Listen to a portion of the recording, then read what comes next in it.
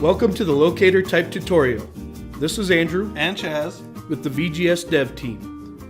This tutorial will show you how to create customized locator types in the Options Manager menu.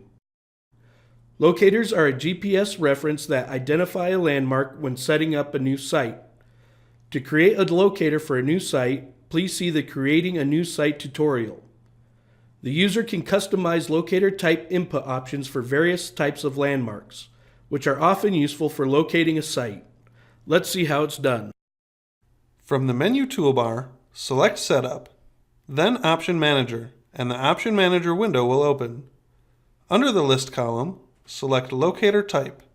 Locator types, such as photo plot, plot marker, and others, are pre-populated in the VGS database.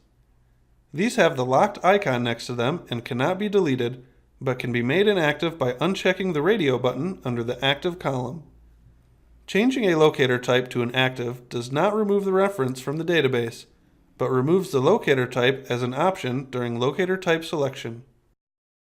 To add a new locator type, click the Add icon and a new row will appear. Name the new locator type and give a description if desired. Ensure the radio button under the Active column is checked. If you would like to change the default locator type, check the radio button under the default column for the item you would like to save as a default and click Save. If you would like to cancel all new edits, click the Cancel button.